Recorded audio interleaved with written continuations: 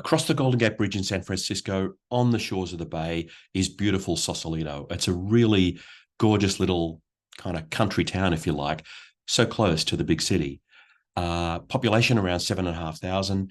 Sausalito started off as kind of an artist community. You got people who live on houseboats, people who live up the side of the mountain, and it's just a beautiful place. And there, I got to visit this awesome gift shop. This place here is called Studio333, and it's part shop, so part fashion shop, part gift shop, and also part space that can be used for people who want to work and collaborate and things like that. What I like about Studio 33 is how kind of free form the shop is. No fixtures and fittings as such, not traditional shop fit fixtures and fittings. You step inside and you're in this other space. But what drew me to this place as I was walking along the street was right there in front. You can see just on the table, right there in front, they've got these pieces of driftwood into which cut these using a laser, these quotes.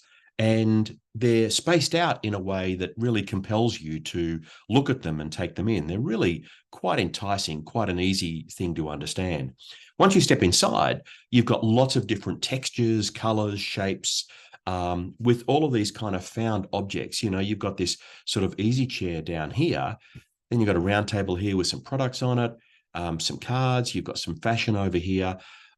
It's a real mixture of space that's representing products from a whole range of artists and local makers, really enticing and enjoyable. And their pitch here is really simple. They've even got, for example, a game here they're encouraging you to get in and play with while you're in the shop. What is really interesting is the fact that they're using almost anything and everything. Here's an old ladder, for example, and on the ladder, they've got some leather bags. The ladder is covered in, paint and things like that. And the leather bags are just sitting there. And it's just this wonderful piece of found material that they're using to host products that they're showing off in their store. You step further to the back of the shop and you're kind of in sort of a men's section. You've got this sort of artwork on the wall, and then you've got these baseball mitts that are for sale. Some information here sort of pitching the World Series in 1962. And you've got these items that are spaced out, very shoppable. You feel like you're in a gallery, but you're in a shop. So, don't really know what it is when you're in there. And then as you move around the shop, you see these different fixtures. Like here, you've got this sort of made piece of metalwork with some wood. You've got some jewelry on there. Really easy to shop and easy to explore. It does, as I said, have this gallery feel. And I'm showing it off, I guess, today to reflect that there are no rules when it comes to fixtures and fittings in this type of shop. They're using all sorts of materials. They've put some shelving on the wall in some places. They're using a glass cabinet in other places to display different items. And it's very clear that each section of the shop is targeting a different shopper. So again, we're here in the sort of the male area of the shop. Here you've got really nice timber table with some beanies on it. And that's an old train there.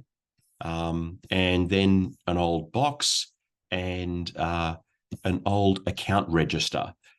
Goodness knows what that is. It's something found, into which you're going to file accounts, I'm guessing.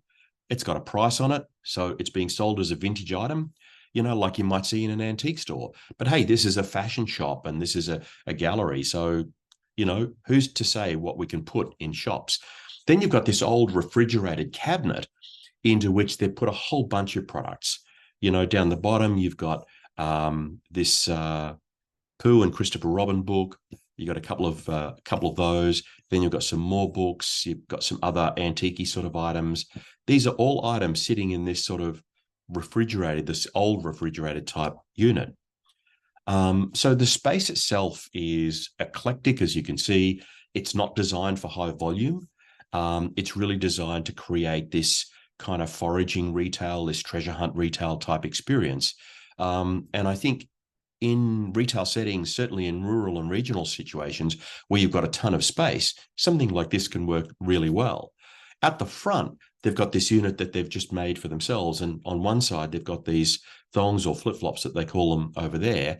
And then on the other side, they're preparing to hang some other items. I'm showing this off because it's just a good example of something that you can make easily and put on casters and wheel in and out of the store. This business, this Studio333, has also up on the next level got a creative lounge. If you go to their website, you'll see here what they talk about. And it's just interesting how they've got this spare space. They didn't know what to do with it. They turned it into a creative lounge and made it really easy for people to get access Monday to Friday. You've got internet access. You've got the ability to host events there. And so, yeah, it's part shop, part fashion outlet, part local maker outlet, part antique store, and part gallery. And I think that's really interesting because, we get really stuck up when we look at retail and wonder, do we need to stay within the confines of what our shingle is, what our shingle says? And we don't. We're in a situation with retail today where you can make your business whatever you choose to make it. And Studio333 in Sausalito is a good example of some folk doing that really well in an interesting way.